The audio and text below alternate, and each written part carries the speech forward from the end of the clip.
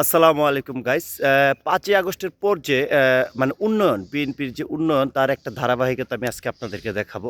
মানে আমি এই পর্যন্ত ৫ই আগস্টের পর যা, যা দেখছি তার মধ্যে এই উন্নয়নটাই আমার চোখে পড়ছে। আসুন আপনাদেরকেও দেখাই। নাহলে এটা আসলে হয় না। এই হচ্ছে একটা ব্রিজ, এই হচ্ছে আমাদের রাস্তাটা, এই আমাদের সেই বিখ্যাত রাস্তা। এইটার পাশ দিয়ে একটা রাস্তা গেছে এই এলাকার।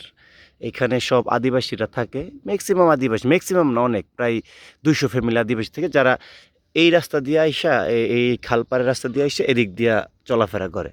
তো এত যাবৎকাল তাদের কোনো ব্রিজ ছিল না। এটা একটা মানে খুবই দুর্ভোগের ব্যাপার ছিল। তা ৫ই আগস্টের পর সরকার পতনের পর আলহামদুলিল্লাহ একটা ব্রিজ হইছে।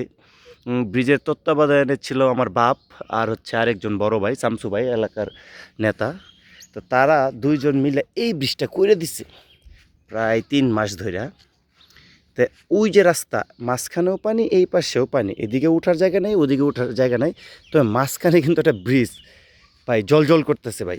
এরকম ব্রিজ আওয়ামী লীগের আমলে অনেক জেলাতে দেখছি, কিন্তু নিজের জেলায় এভাবে দেখতে পারবো, এটা আসলে খুবই গর্বের ব্যাপার আমার জন্য আর কি। এই যে দেখেন, এই হচ্ছে পানি, এই হচ্ছে পানি।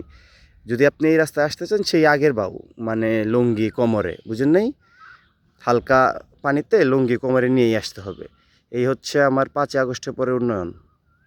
ধন্যবাদ। আর আমার রাস্তা। আসসালামু আলাইকুম।